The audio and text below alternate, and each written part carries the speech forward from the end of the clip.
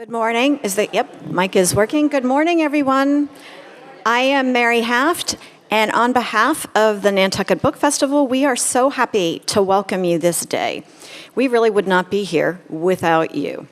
We want to thank our generous sponsors who make this possible, and all of us work so hard to make these events free and open to the public. So thanks especially to Nantucket Island Resorts, Wendy Schmidt, the Nantucket Athenaeum, the Inquirer and Mirror, WCAI, N Magazine, Nantucket Historical Association, and the Dreamland Theater. This work is made possible on the backs of a lot of us as volunteers, and so any donations that anyone wants to make will be more than grateful for. We're signing books following this right back there in the corner, so please silence your cell phones. So we are all going to be saying, "We knew her when." I met Nicole Benn at a Penn Faulkner event in October, and all of us knew we were in the presence of a raw, new talent. Her book takes us underneath the skin of a country, an island culture, a people. Richly drawn with complex characters, she created a deeply textured world. As Will was just commenting, I did not want to leave. As the end of the book drew near, I drew slower. It was just an encaptured world. This book has taken off to a pantheon of global press that makes clear this is a writer on the move. As Publishers Weekly said, this is a writer to watch. Nicole Benn, we are watching you. Please give her a warm welcome.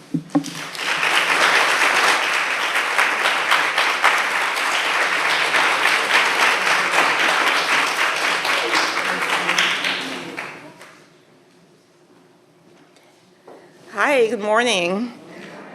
Well, thank you so much for having me. And thank you, Mary, for such a great introduction. It's so interesting because when, of course, people always ask me about the title of the book, Here Comes the Sun, and why, I chose that title. And, it actually ties into why I actually wrote the book as well. Jamaica is sold to the world as a paradise, right? Many people here would ask me, why did you move from such a great paradise where you could lounge on the beach all day, sip margaritas, and, just, be free in the sunshine? But, it's a little problematic given that, what people do not see, is that we have a huge population of working class Jamaicans who are disenfranchised, marginalized. I was born and raised working class. And one of the things that struck me usually is that the fact that many of us are often invisible. And going back home in 2010, I realized that, I have to tell the story of my people, the people behind that fantasy, right? And so my book, Here Comes the Sun, follows the lives of three working class Jamaican women in a small village called Riverbank Village in Montego Bay. And really, it's about their village being taken over by a huge hotel resort, which tends to happen, and really how they survive that. So it taps into identity, race, class, sexuality, and displacement on an island deemed as paradise in most people's eyes. I will introduce you to the three characters. So there's Dolores, who's the mother figure in Here Comes the Sun, and she sells in the market really to make ends meet for her daughter, Tandy, the 15-year-old girl who she hopes will be a doctor one day, the one who she hopes will pull the family out of poverty. Then there's Margot, her older sister, who also works at the hotel as a hotel desk clerk, but also supplements her income with prostitution. And I'll get into explaining why that is in between readings. Because sometimes the hotels, they pride themselves on hiring working class Jamaicans, but not paying them enough. And so that's how Margot supplements her income with the same vision in mind that Tandy, her youngest sister, will go to medical school. Now, Tandy, who I'm about to introduce you to with this reading, has her mind on something else. So without further ado, I'm going to introduce you to Tandy. The scene is self-explanatory, and I'll definitely take questions with that throughout the reading as well. Okay. So without further ado, 15-year-old Tandy. I used to be black like you, but look at me. Miss Ruby turns her head from side to side for Tandy to see her salmon-colored skin, delicate with the texture of scalded milk. See how bright my skin come? If you follow instructions, yours will get this way quicker. Know that you have the Queen of Pearl, you might be lucky. If you want faster results, use it twice a day. She rubs the concoction up and down Tandy's neck, back, arms, and shoulders. She rubs everywhere but her butt crack. Miss Ruby is hardly tender. Tandy wonders if Miss Ruby's roughness is punishment for not having followed her earlier instructions. She imagines her blackness peeling off.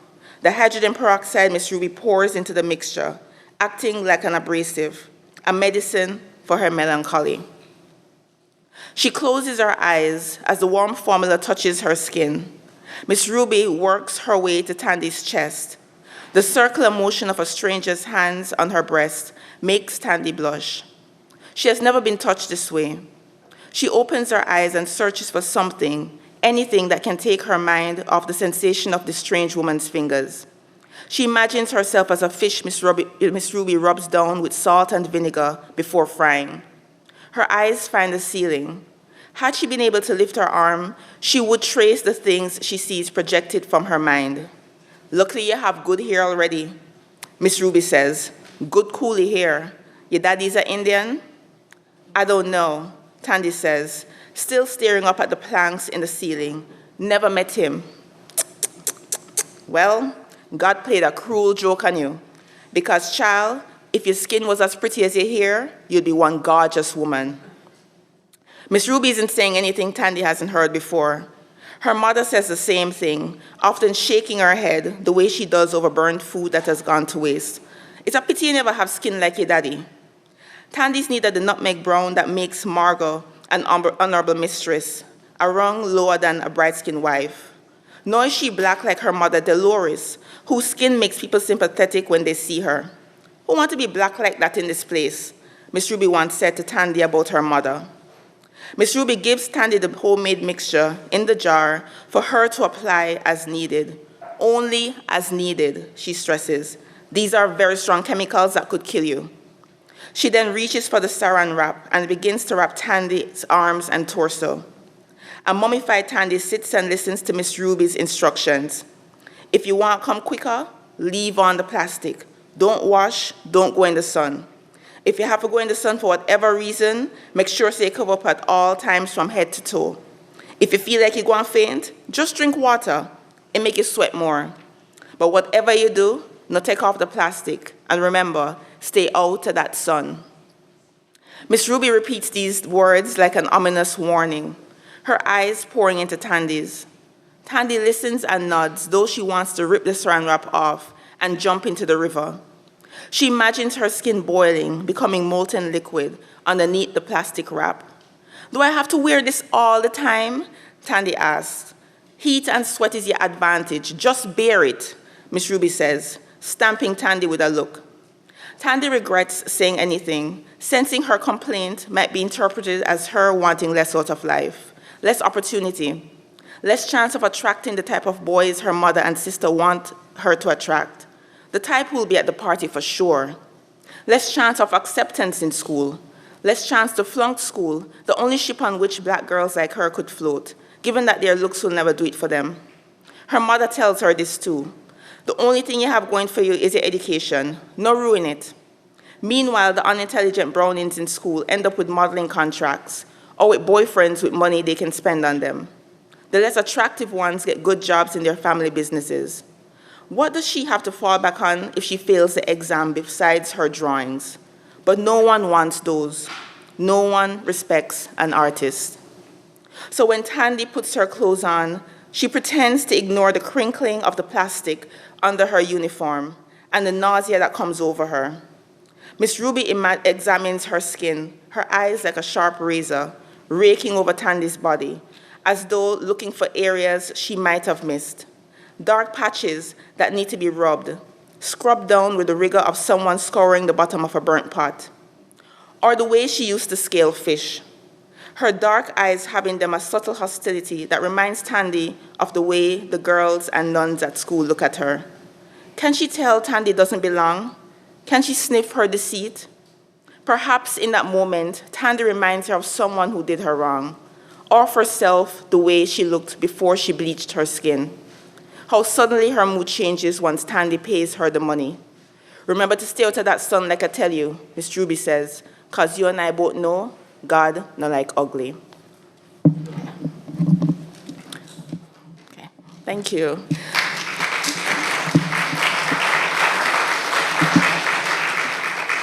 Thank you. So that was Tandy, who's the youngest sister. And again, tapping into race and class on the island, obviously there's this young girl feeling that her worth, her value is insignificant unless if she bleaches her skin to become lighter skin, like the ruling class on our island. And I'm going to get into that after reading this part, which is Dolores, who's Tandy's mother. So many of you might have another question in mind, what is the message this girl is getting at home? But the reason why I wrote Dolores as a character is because I actually wanted to use this character as the voice of our post-colonial scars. And so this is a monologue, and in that monologue, hopefully you'll get a gist of who Dolores is as a character, and then we'll talk. And by the way, Dolores is trying to convince Tandy of something. Some of you said that you have read the book before, but for those of you who have not read the book yet, I won't get into what she's trying to convince Tandy about, until, you get it and see it. But for now, here's Dolores and what she's saying to Tandy. Dolores comes close to Tandy, her arms open as if to embrace her. Tandy is prepared to rest her head against her mother's big breasts. She's ready to drop her shoulders and let her mother rub them. Tell her that it will be all right, that Clover got what he deserved. The embrace is a sweet one Tandy had forgotten until now. Her mother's love is as vicious and domineering as her personality.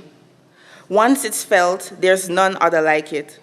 Tandy relaxes in Dolores' embrace, allowing herself to be rocked back and forth like a baby. But then it's cut short.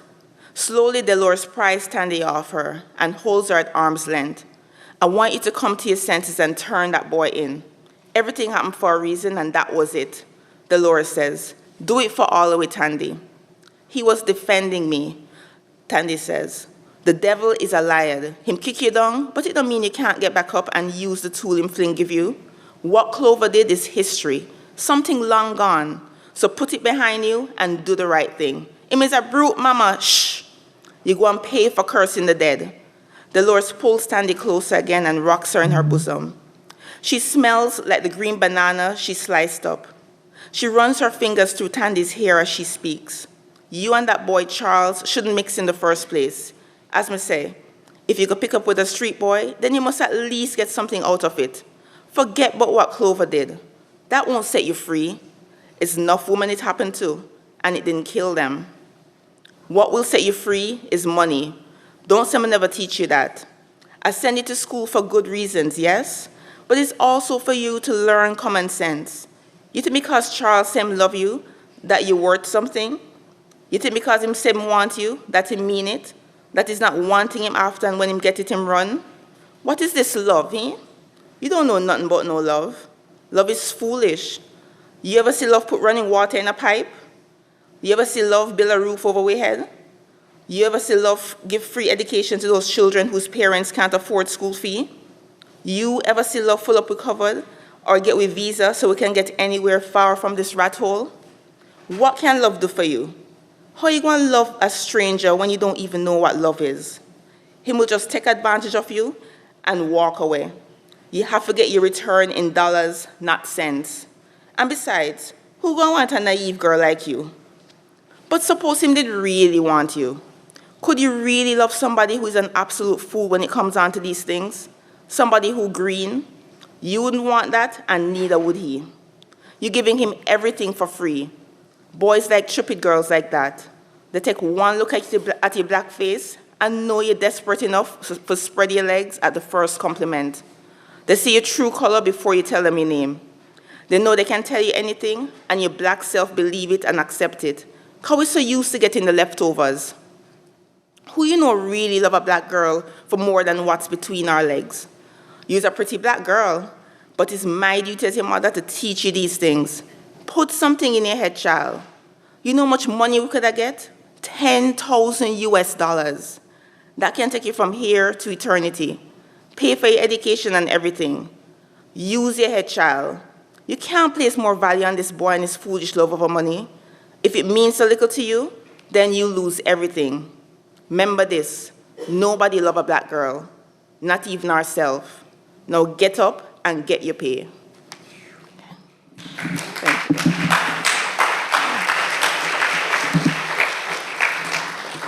Thank you. All right, so again, the other side of paradise. I know the theme of this talk is under the cover of the sun, which I think is also very, very appropriate. So the question is, why Here Comes the Sun? I wanted to use the title Sun because, as darker-skinned Jamaicans being raised on this island, we were taught to fear the sun. Because obviously, as I read in the scene with Tandy, the sun is actually your enemy, right? The darker your skin, the more disadvantaged you are. You won't be able to fit into high society, and, you're just placing yourself more at risk for scrutinies. And so in Tandy's case, she's a student at this elite high school, a Catholic school. And like myself, I also went to an elite high school in Jamaica. And most of my feeling, I felt the same way this character Tandy felt, right? Where in order to fit in, you have to be of a certain hue, a certain class, your hair texture has to be a certain way, all these different things, that you go through. And as teenagers, we already have that insecurity, right? But then add on to our post-colonial scars, and it gets even more intense. So with the sun being this enemy, now, as a writer, I actually wanted to use the sun as something positive, something like an illuminating force that actually reveals this desperation behind poverty, and also the untold stories, right? Because, like I said before, we don't hear these stories coming out of Jamaica, in terms of, how the tourism industry sells the country, right? So now, actually getting into the lives, the details of these individuals who are the faces behind that fantasy, seeing what they go through on a day-to-day basis. And so Here Comes the Sun, is really saying, here comes the truth, right? Here comes really what many visitors that come to the island do not see, or what our government refuse to see, right? We have this motto, out of many, one people, and it was actually designed by the upper class to silence any discussion on class disparities, race disparities, and also socioeconomic disparities on the island. And so I feel like, James Baldwin was right that, as an artist, it's my responsibility to ruffle the feathers a little bit. Because I feel like if we don't bring certain issues to the forefront, then nobody would talk about them and there won't be any change. And I love my island. In fact, I told the New York Times in an interview that Here Comes the Sun is actually a love letter to Jamaica. I wanted to actually preserve her beauty by, talking about the ugliness as well, because, in my mind, I would want us to one day go back to that country and just be free. I still get upset that many of us have to flee the country to survive. I walk around here in Nantucket and I see a lot of Jamaicans, and we see each other and we're like, yeah, we're here now. We have the ability to make money here, make a living here, and send back home to those other Jamaicans who are not able to make it there, right? They're struggling as we speak. And so it's really upsetting to me to even know that that has to be the case, right? So my hope is one day, somebody would actually take a stance saying, what, you guys, you are actually making a lot more money from, yes, the tourism industry, but also remittance, where, people sending money back home, that's really what's really, preserving our revenue as well. And, they don't make space for artists to thrive or for educated young Jamaicans. So there's also a brain drain that's happening, right? So a book like Here Comes the Sun, tackles certain themes in terms of the why. Why is it that we're not lounging right now on the beach on the white sand as opposed to being here subjected to the winters, right? Or the certain nuances of of being, in America, right? So, one of the other things that has happened since writing a book like Here Comes the Sun, one of the persons who reached out to me was actually Chris Blackwell. For many of you who don't know who Chris Blackwell is, he's, a hotelier in Jamaica. He has a lot of luxury resorts, right? And he was also Bob Marley's manager. before Bob Marley passed away. And he still manages his estate. But he reached out to me saying, at first I was like, why would Chris Blackwell be reaching out to me? I'm actually writing a lot against what the hotels are doing to the country. Turns out that he wanted dialogue, right? To actually see the characters in the book, see the story, and actually have a conversation about how the hotels can now, start using the revenues that they're getting to help a young Jamaican go to school, provide scholarships for Jamaicans who can't afford school fees, because given that our education system there is not free. So little things like that, I like that what art is now doing or what literature has done is actually now, having us all come to the table to discuss how can we make this change happen. And another thing, of course, the sexualization of our young girls. No, I did not read Margot's character. I'll leave that for you to read. But I mentioned earlier that Margot, prostitutes herself at night, right? And she actually commodifies not only herself, but also other young girls on the island. And I wanted to use this character, given that, this character is, very smart.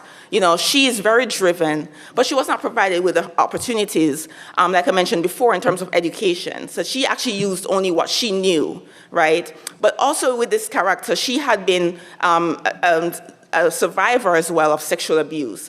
And actually, the one person in the community in Riverbank, Clover, is walking freely as a pedophile, right? Nobody says anything to him. He goes to the bar, he has his drink, and goes home, right? Yet still, there's that Verdine Morris character who's not able to exist freely, given that she's the neighborhood suspect, the lesbian in the community, right? So she has like dogs being slaughtered on her front porch. Right, it's that bad. And I wanted to use that as a point to make the fact that, well, in our country, we hear about homophobia all the time, which happens, but also what gets ignored as well is actually our young girls, right? What's really happening to them, how a lot of these men are able to just walk around freely without any accountability. And so I wanted to put that out there. And so what ended up happening in January, when I went back home and read from my book, there were people, organizations willing to now sit down and talk about that as well. So I'm just liking, there's the domino effect. And lastly, my mother, who, she's living in Jamaica right now, and she said to me when the book came out, like, Nicole, I'm so afraid for you. And I was like, why? Why are you afraid? And she's like, I don't know how Jamaica will take this. You're airing our dirty laundry. And, I said, Mommy, it will be fine. It will be fine because, for many generations, for years, we've been living in our silences, right? We have been cloaked by our silences. And it ended up affecting the generations after us, in terms of the shame. And, Audre Lorde, the poet Audre Lorde once said, our silences won't protect us. And so I live by that mantra. Breaking silences actually is helpful. It incites dialogue. It incites change. It actually, many of us, even sitting in this room, are sitting on silences that actually choke us, right? But we have no way to talk about it because we hear from the older generation, oh, hush, do not say anything because it's gonna ruin the image or make us look bad as a family. But actually that ends up destroying us even more. And so, the fact that I had to sit my mother down and say this to her, and she's saying finally, okay, fine, just do your thing. And now, to this day, right now, in this moment, my mother is actually one of the proudest people you could ever see. So I feel like it came full circle, and I was really happy that she really saw that and say, well, finally, Nicole, speaking her truth. And, because I was also the bothersome child, the child who's the rebellious one. So it was always like, oh, there goes Nicole again, doing her crazy thing. But no, it's actually not even in that context anymore. No, it's like, Nicole doing her great, beautiful thing in this world. And so I'm really happy about that. Yeah, but thank you so much for listening. Yeah. Oh, thank you. So I'm actually gonna open up for any questions that you may have for me at the moment. Oh, go ahead, Mary.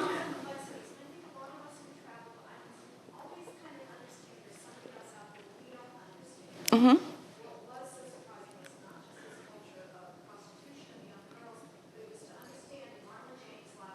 Yeah.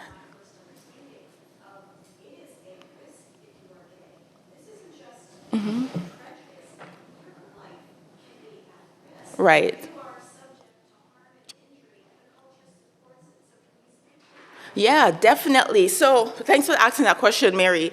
So that Verdine Moore in my book, in terms of waking up in the morning, seeing dogs being slaughtered on her front lawn, that's just the beginning, right? Here, in reality, a woman like Verdine Moore could actually be harmed. She could be raped if anybody found out that she's a lesbian. Because living in working class communities, people know what's going on. They could look over your fence, look through your gate, and see who is coming in and out, right? So you're an immediate target. And so many of the men, if you're a person who is gay, a man, that could mean physical violence, right? A lot of our men actually seek asylum to other countries to get away from that violence. Or women, the ones who are raped, also seek asylum, especially when that happens. Usually, they'll wait until something happens, right? So you can't go to the embassy and say, I seek asylum because I'm a gay person, I'm afraid for my life. It has to be something that bad that has been done to you, then you have to have proof. And that is a whole complex story within itself. But many Jamaicans know on the island who are living that world, many of them are still there because the embassy can't refuse to see what's happening until something detrimental has happened to them. Now, in terms of being gay and class, so one thing is that if you're an upper class gay Jamaican, you can actually exist as gay. Because one thing, you're gonna have your gated community. The upper class tends to live in a gated environment. So of course, no one is gonna be peering over anybody's gates. They can't really see what's going on. Most of the parties that are thrown for us in Jamaica are on the hills of Upper St. Andrew. And usually we feel safe there. Right? One of the internal conflicts that I have, though, is that right now I can exist as gay in Jamaica, right? I can be an out lesbian with my wife who's sitting here in the front row. I can go home and be gay. Why? I mean, of course, obviously, now that I've published this book, I went to Cornell undergrad and, of course, having a master's degree. Jamaica likes that. So I'm propelled from a working class to now I'm upper class, right? Which is interesting. So I can actually be free, but I'm not willing to sit with discomfort because I remember there's still the 10-year-old girl inside me saying, no, remember who you are. You are these people. So I have to speak for them as well. I refuse to sit comfortably now in my new status without saying, no, there are voices that need to be heard. And so I hopefully, Here Comes the Sun and also, other projects and also other speaking engagements, I could actually bring their life stories to the forefront. But thanks for that again, Mary. Yeah. Well, just to follow on her remark about how a visitor doesn't always get to be true. Have you read Jamaica Kincaid's book called A Small Place? Yes. People getting off the airplane with their suitcases and not knowing what the people are saying about them. Right. Yes. Jamaica Kincaid, first of all, is one of my heroes. It's so interesting because I had a literature literature teacher in the past. First of all, they did not teach Caribbean literature in our high school. It was mostly British authors. So I remember one time, she simply brushed it off as, oh yeah, Jamaica is just angry, which is so interesting. But revisiting her stories and seeing how similar they are, and also talking about that, the gays, like, of course, the tourists and what they see versus what's really going on. And it's a very important thing to talk about. And I even feel like here in Nantucket as well, this is a beautiful place, a beautiful place within itself. And I often hear people say, oh, Nantucket is heaven, right? But, but that's people who probably are visiting Nantucket. And, because one of the drivers who picked me up from the airport yesterday, Pat, I don't know if she's here. Pat was saying that, there are people who are living on the outskirts who are not as comfortable. And so in my mind, when I said, really?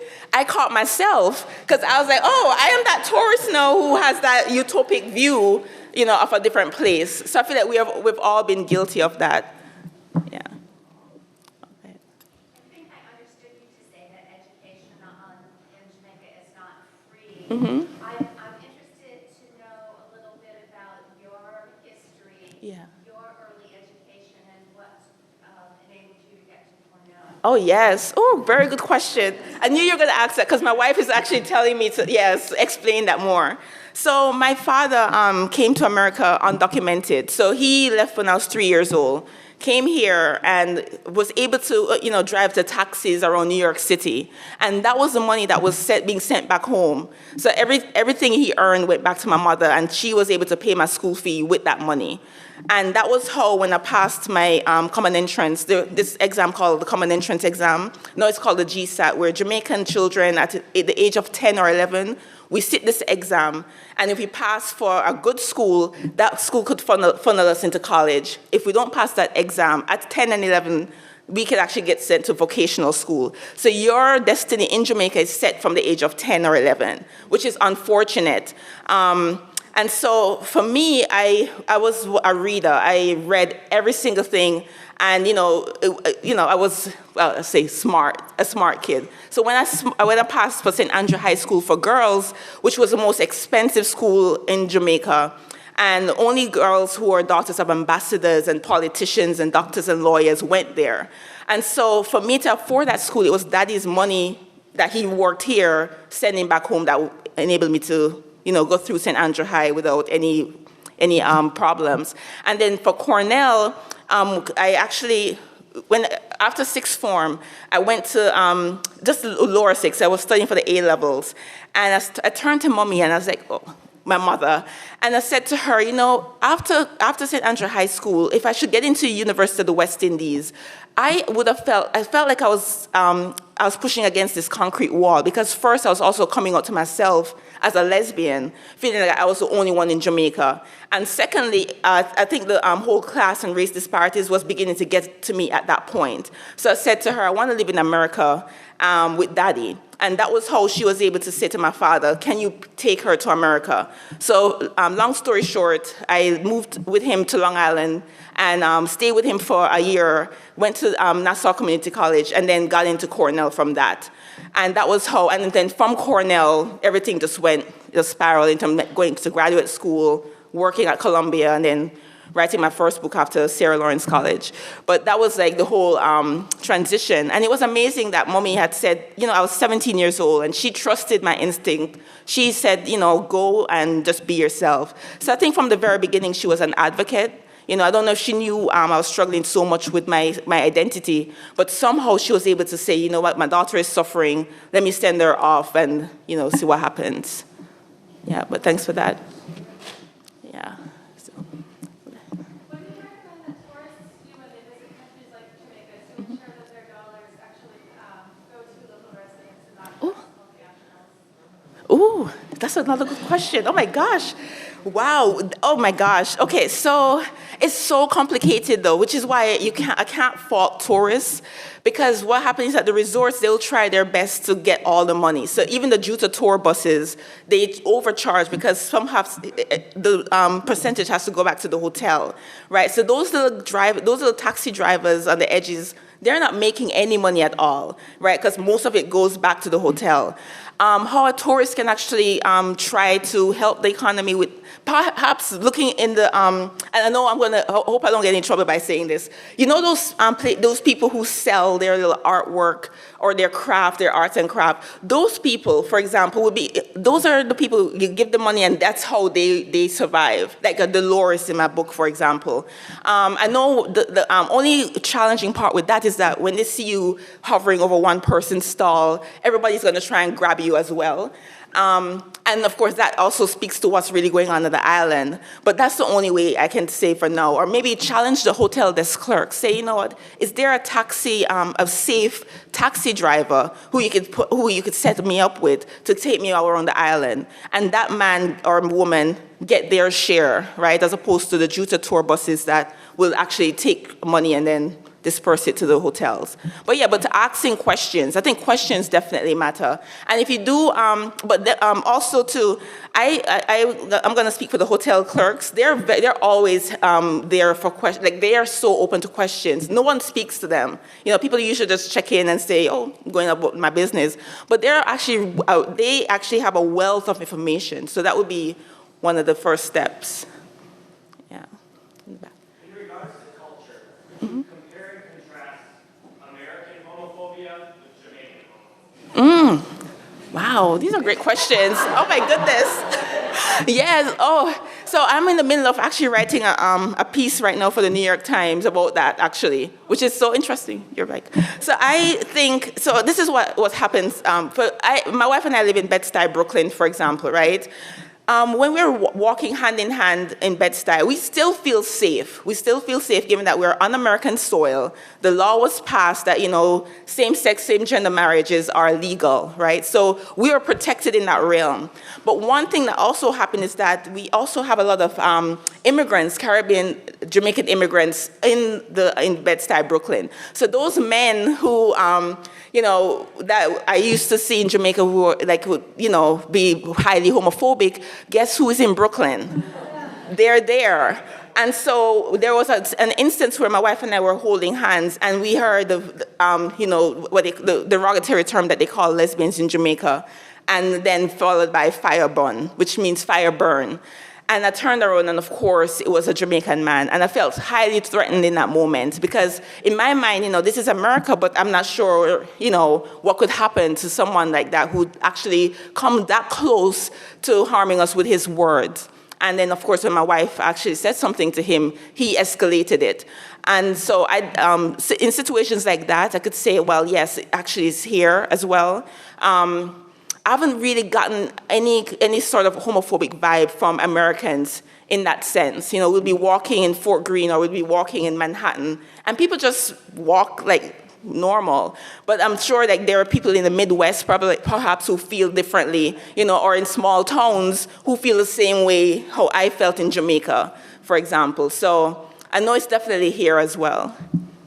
Yeah. You said that you lived for a year with your father on Long Island. Mm-hmm. Could you describe any culture clash you felt besides Nicole? Right, yes, a lot. First of all, language. I worked at the mall, at Roosevelt Field Mall. How many of you are familiar with Roosevelt Field? Oh, yes. Oh, wow, a lot of you. Oh, I love it. Yeah, I worked at Roosevelt Field Mall, and, having to, now project, because when I came here, my accent was really, really thick. I did not know this, because, of course, going to St. Andrew High School, they actually told you not to speak Jamaican patois. And, that's another thing I wanted to tackle, language in the book. Jamaicans are told not to speak patois in public, because it makes us look uneducated or uncultured. So in my mind, I was like, I'm coming from St. Andrew High School for girls. I can actually be understood by Americans. I'm fine. Only to realize when at the cash register and a woman or a man will lean and say, can you repeat that for me again, honey? And having to say, so it was a different scenario. And also that my dress code, and my wife teases me about this, I wore jerry curls, which I didn't realize. I didn't realize that it was outdated in America, People are laughing. It's really like a texturizer. All these things, and then my pants, everything was just off. How I dressed, how I looked, everything was just off. And an American would look at me saying, "Oh, you're new here, huh?" And I felt so embarrassed because in my mind I was like, I thought I was fitting in. So that was one of the biggest things. But by the time, but Cornell was a whole other culture shock in that, the sun was not there. And so, I was like, where is the sun? And so I called my mother, said, Mommy, I think I want to come home now. And she said to me, no, you better stay at that school and graduate. You're not coming back home. Because the thing is, in her mind, she's like, yeah, my daughter is now off doing her great thing at Cornell while I was crying, but then, working my way through that. But yeah, but thanks for that. But yeah. Oh, go ahead, Mary. Okay, so how did you know basically from your real world, at what point did you understand you had a writer's voice very beginning? You would be the one who would tell this story. What brought that to the world? What gave you the confidence to embark on this amazing writing project? Yeah, so one of the things, first of all, I was not only scared of coming out as a lesbian, I was also scared of coming out as a writer. So it was several people who actually planted seeds in my head. The first one was actually an English professor at Nassau who said to me, Nicole, you ought to major in English, right, with a creative writing minor. And then another person at Cornell said, you're in the wrong major. I was pre-med at Cornell, and they said to me, you're in the wrong major. You should be writing. And all the time people said this to me, I was terrified because, first of all, I was the first person in my family to go to college. And I was a young immigrant here with this father who, he was driving his taxi cabs. And I said to myself, I want to actually, I can't let daddy down. He's driving his cabs here for a reason. And so, I was actually, I was going to the career offices, applying to medical schools. That was where I was set to go in 2003 when I graduated. And then something happened. I still, even as I got into graduate school, I ended up doing my master's in public health at University of Michigan in Ann Arbor. And I remember even when I was doing that, I was still writing in private. I was just writing. And I was so terrified of sharing my work and even telling anyone that this is what I really wanted to do. So when I got to Columbia as a researcher, I met my wife, who was then my girlfriend at the time, and she noticed it. She noticed that I'll come home from work at 6 p.m. and I'll just start writing way into the midnight hour. And she turned to me and she said, are you a public health researcher or are you a writer? And it was in that moment that I said fully to someone that I am a writer. And so she challenged me. She's like, well, if you're a writer, then I think you should just write. And that was what I started doing. So I started going to these different writing circles in Brooklyn. Then I applied to get my MFA at Sarah Lawrence. And then I never looked back since. And so I'm really happy now, because what happened is that when I came out as a writer to my parents, they surprised me as well, because they said, wow, congratulations. And my father, though, who was the one who had to do more for convincing, the fact that I have a product, because to say to him that I am a writer doesn't mean anything to him. He has to see the product. So now that there's a product, there is proof that his daughter is a writer. So, yeah, but it was an interesting coming out process. Yeah. Oh.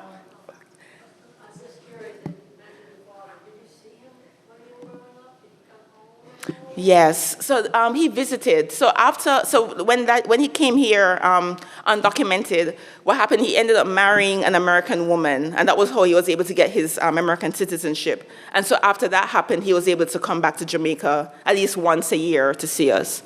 Yeah. Definitely. You have something?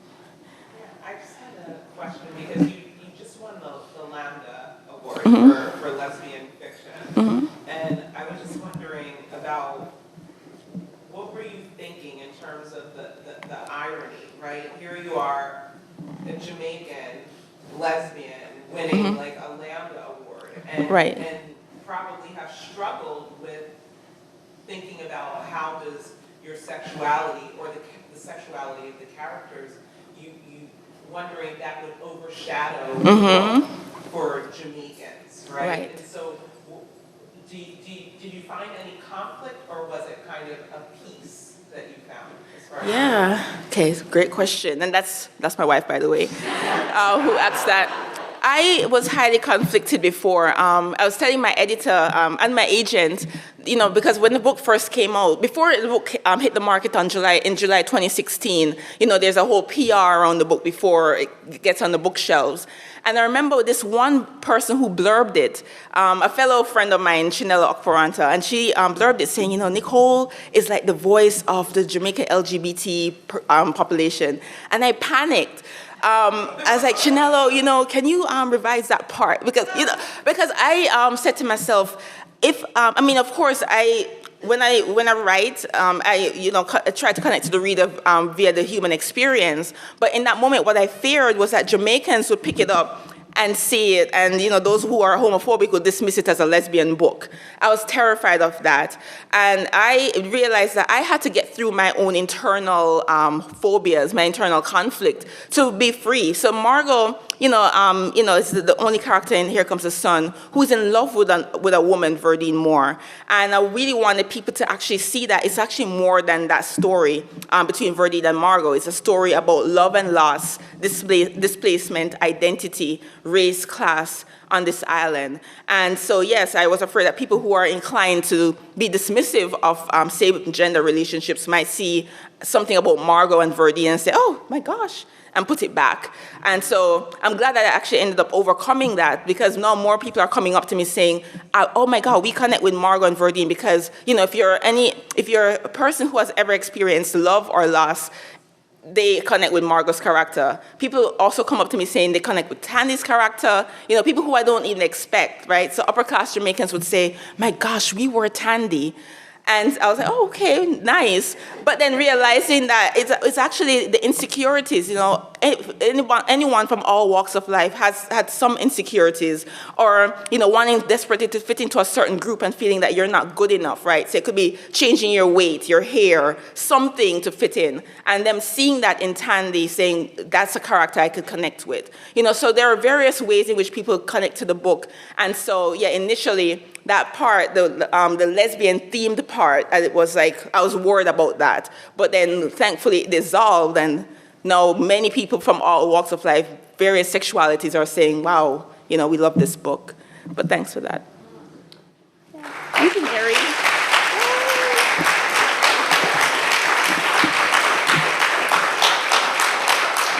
I think you can see why we all fell in love with her early this fall.